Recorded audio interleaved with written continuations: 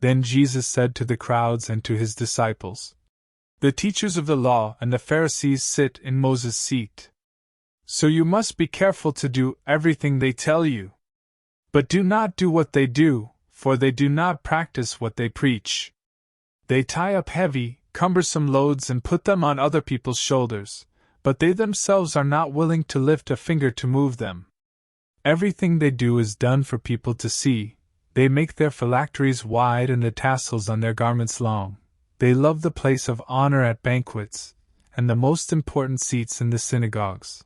They love to be greeted with respect in the marketplaces and to be called rabbi by others. But you are not to be called rabbi, for you have one teacher, and you are all brothers. And do not call anyone on earth Father, for you have one Father, and he is in heaven.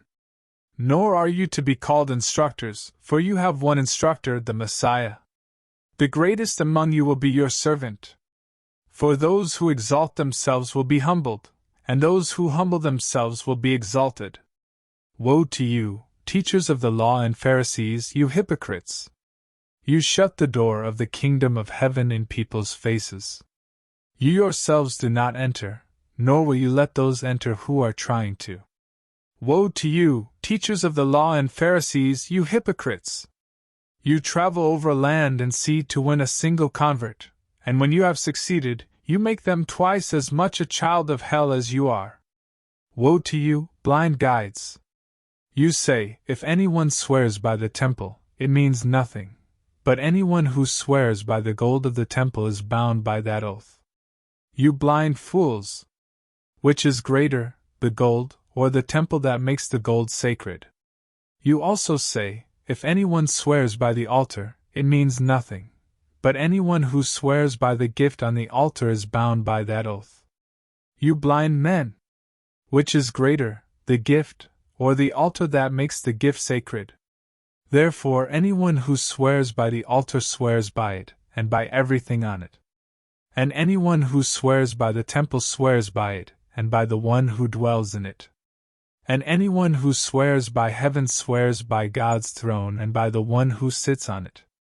Woe to you, teachers of the law and Pharisees, you hypocrites! You give 1/10 of your spices mint, dill and cumin.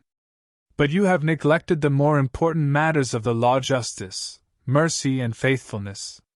You should have practiced the latter, without neglecting the former. You blind guides!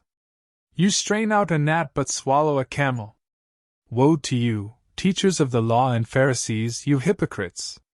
You clean the outside of the cup and dish, but inside they are full of greed and self-indulgence. Blind Pharisee! First clean the inside of the cup and dish, and then the outside also will be clean. Woe to you, teachers of the law and Pharisees, you hypocrites! You are like whitewashed tombs, which look beautiful on the outside but on the inside are full of the bones of the dead and everything unclean. In the same way, on the outside you appear to people as righteous but on the inside you are full of hypocrisy and wickedness. Woe to you, teachers of the law and Pharisees, you hypocrites! You build tombs for the prophets, and decorate the graves of the righteous. And you say, if we had lived in the days of our ancestors, we would not have taken part with them in shedding the blood of the prophets. So you testify against yourselves that you are the descendants of those who murdered the prophets. Go ahead, then, and complete what your ancestors started. You snakes! You brood of vipers! How will you escape being condemned to hell? Therefore I am sending you prophets and sages and teachers. Some of them you will kill and crucify. Others you will flog in your synagogues and pursue from town to town. And so upon you will come all the righteous blood that has been shed on earth, from the blood of righteous Abel to the blood of Zechariah son of Berechiah, whom you murdered between the temple and the altar. Truly I tell you, all this will come on this generation. Jerusalem, Jerusalem, you who killed the prophets and stoned those sent to you, how often I have longed to gather your children together, as a hen gathers her chicks under her wings, and you were not willing. Look, your house is left to you desolate. For I tell you, you will not see me again until you say, Blessed is he who comes in the name of the Lord.